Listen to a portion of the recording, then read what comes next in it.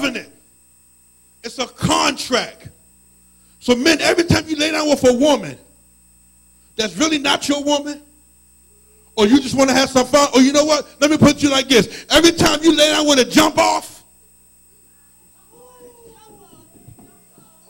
or y'all know what a jump off is. Don't play with me, men. Look at OG talking about. She asked him, actually Kenny, what's that jump off? She's like, I don't know.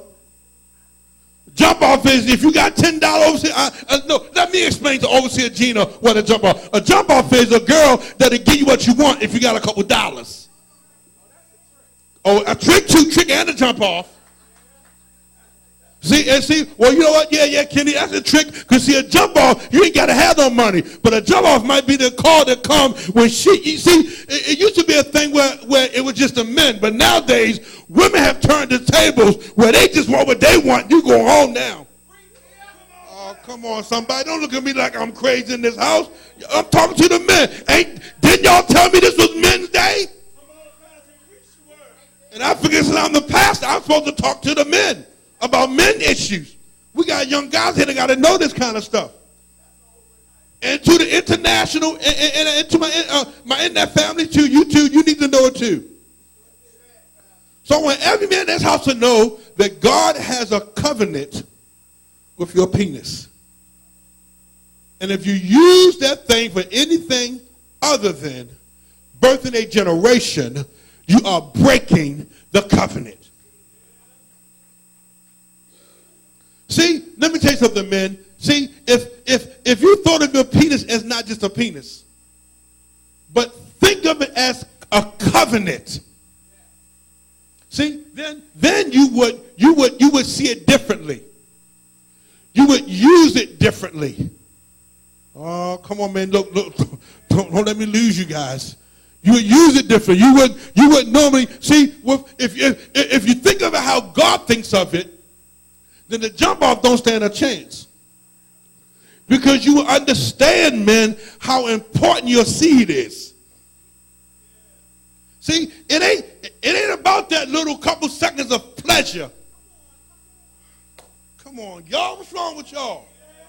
It ain't about that couple seconds of pleasure. I don't care how long you can go. When it's time, it's only a couple seconds. And you done paid all this money, done a bunch of stupid stuff for a couple of.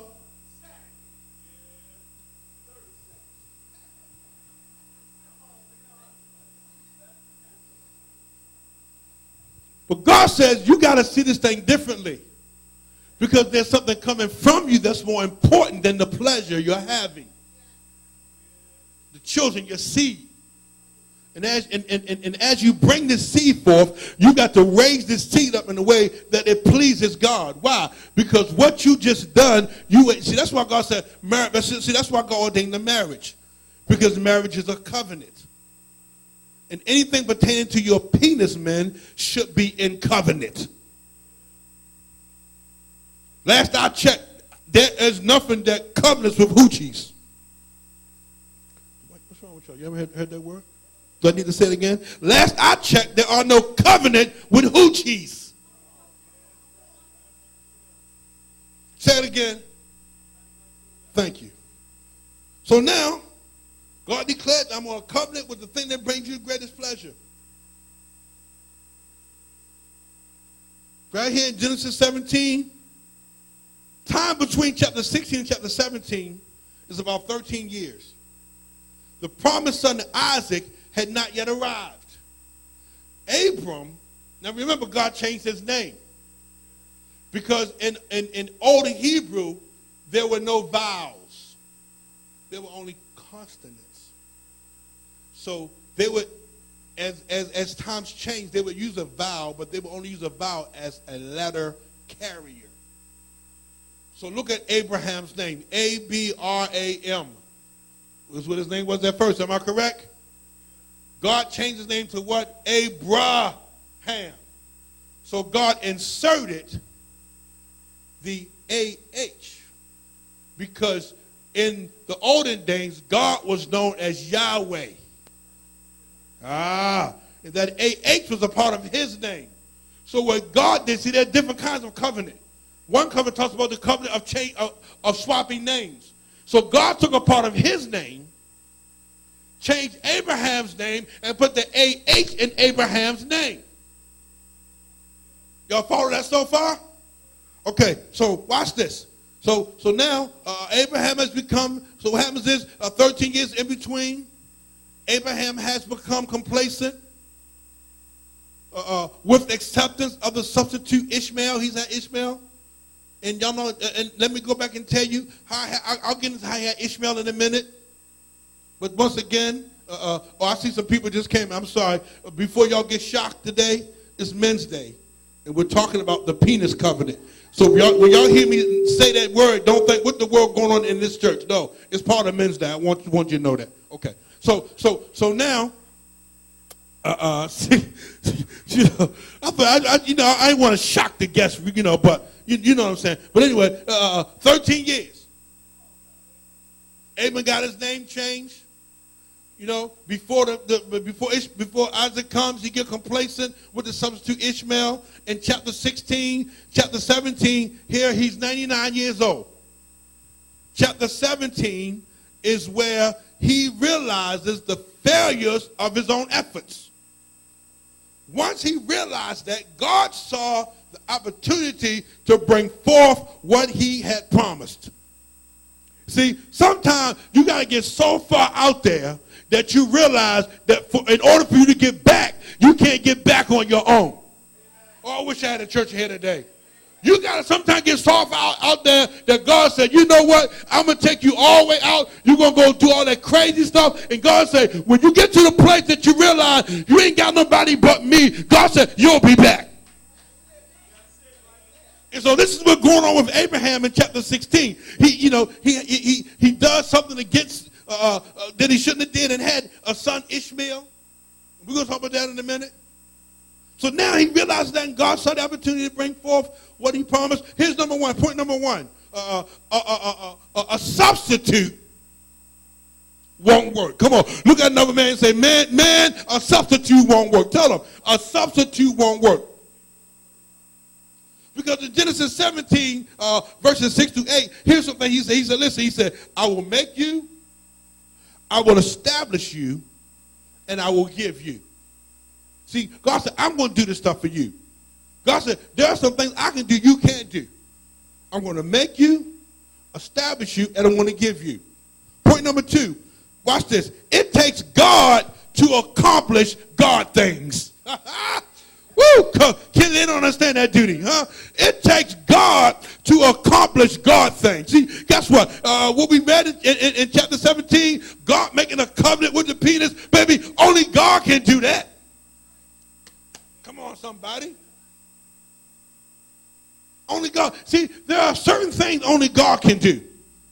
And you know what? Let me take a step forward, Pierre. There are certain troubles you can get out of only with God's help. I don't care how much money your friends got. I don't care how much money you got. I don't care who you know. I don't even care who your prayer partner is. Baby, if God ain't finished chastising you, if God ain't finished rebuking you, I don't care how much you pray, dance, kick, holler, scream. Baby, you ain't coming out till God get finished. Come on. Look at somebody and say, neighbor, oh, I've got the evidence of God's covenant. Got the evidence. It takes God to accomplish God things. Genesis chapter 17, verses 9 through 14. Here's another point to remember. Well, number one is this. You got to remember the covenant. You got to remember the covenant. Point number two in that one says, don't despise the promise. Point number three, Abraham needed an insight adjustment. I'm going to explain to you in a minute. And point number four, obedience will affect your whole household. Let me say, can I say that again? Obedience will affect your whole household. Let me tell you something. Don't you know that I don't care if nobody else in your family ain't saved but you? I don't care if anybody else in your house say but you. All you got to do is do what God say. And because of you, oh my God, because of you, God will bless your whole house. Don't you know there are people in your family right now that don't realize why they still living? They don't realize that why they're still blessed. But the only reason they're still breathing is because God got a covenant with you. It's because God made a promise to you that he never seen the righteous forsaken, nor their seed begging bread. Don't some people know in this house today that some of your family members would have been dead a long time ago if you didn't have a covenant? But I dare about 100 of y'all jump up in this place and holler, I got the evidence of a covenant. The evidence of a covenant. Oh, what you mean? I got the evidence of a covenant. I got the evidence of a covenant. Why? Well, how can I prove it? The evidence of my covenant says just the simple fact that I'm still living. Oh, come on, Kenny, let's take them home. Oh, just the simple fact that I'm still breathing. Come on, somebody, because if somebody not the sound of my voice, you know you should have been dead a long time ago. But just the fact that you're still living says you got the evidence of a covenant. Like I heard difference. If he's 10 feet tall, makes no difference. If I'm just a shepherd boy. Come on, somebody. You got to have a makes no difference praise. Makes no difference if I am broke. Makes no difference if my health isn't good. It makes no difference like the three Hebrew boys said, even if God don't deliver me, I shall not. Come on, somebody. David said, makes no difference if he's 9 feet tall. Makes no difference if I'm a shepherd boy. The point of the matter and the fact of the matter is he is out of covenant. Wish I had a church here to understand what I'm saying. All David is saying, I don't care what y'all looking at, you got to understand something. The one that's talking to y'all, he's out of covenant. He said, we are in covenant. He is out. I wish I had a church today. We are in covenant. He is out. He is out of covenant. David said, and because of the fact that we are in covenant and he is out of covenant, David said, let's go. Let's go get him. Let's go get him. Good God from Zion. You understand something right here in that text? David understands covenant theology. Good God from Zion. He understands covenant theology. He gives reference to his victory by mentioning the lion and the bear that he had defeated. Jesus looked at the covenant mark where the nails were pierced in Jesus' hands and says, are there any more offspring? Good God from Zion. Is anybody else I can bless? Can I get a witness in this house? David says he's out of covenant and I'm in covenant. Good God from Zion. Give somebody a high five and say, neighbor, I've got the evidence of God's covenant all over my life. Look at somebody beside you and say, neighbor, do you have the evidence? I don't know why y'all sitting there looking at me like I'm a bump on the log, or like I don't know what I'm talking about. But good God from Zion, the reason you can't say nothing is because you ain't in covenant. The reason you still broke is because you ain't in covenant. The reason you are a Christian and still on medication is because you won't know about the covenant. But how many people know that the anointing destroys? The anointing destroys the yoke. Throw your hands up and declare, I am in covenant. I am a part of the covenant. I've got the evidence. I got the evidence of tithing. I've got the evidence of giving. God has a covenant over my life. Stand to your feet. Stand to your feet all over the house. Stand to your feet. Stand to your feet. Stand to your feet. They're not trying to have church today, Kenny. They tired. They ain't trying to have church. They tired. They ain't trying. They don't understand what the covenant can do. Because if I understood what the covenant can do, and if I really understood, Kenny, that covenant is still in effect, that I would really realize today, it's going to affect today, that I would really realize that the enemy ain't got nothing on me, that the enemy can't do nothing with me. Why? Because even though the enemy is out of covenant, I would realize that I am in covenant. And because I'm in covenant, no good thing shall he... Yeah, you want that house? Just go somewhere and drive and find it. And walk around that house 7 times. And while y'all start cutting the grass, you say, you know what? Keep on cutting the grass at my house. I'm coming to get my house. The Bible says that the wealth of the wicked, the wealth of the righteous is laid up with the wicked. Come on, somebody, give me a high five and say, go get your blessing. If you're in covenant, go get.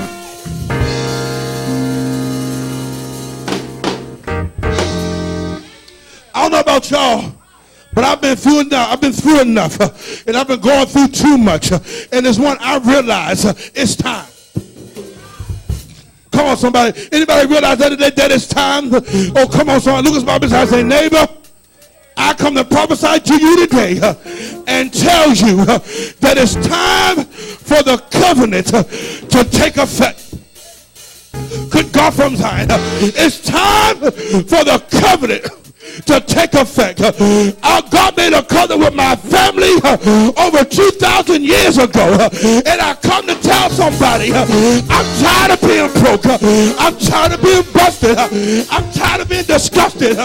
But it's time. I dare about 100 of y'all throw your hands up in the air and declare it's time. It's time. It's time for my blessing. I feel like I'm pregnant with purpose. Come on, somebody. I'm about to push out the blessing that came from the covenant. It's time.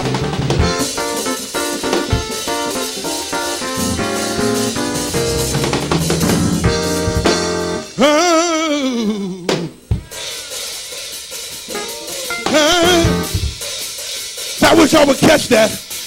You ain't got to say a lot. You know what, y'all? Sometimes you talk too much anyway. Look at your neighbor and say, neighbor. Come on, son, say, neighbor. Sometimes you talk too much. But today, we ain't got to say a lot of words. But tell the devil, I got 2 words for you, Satan. Come on, tell him, I got 2 words. Well, are y'all ready to declare them 2 words? Come on, y'all, let's get ready. It's time. It's time. It's time. It's time. It's time. I waited long enough. Suffered long enough. It's time.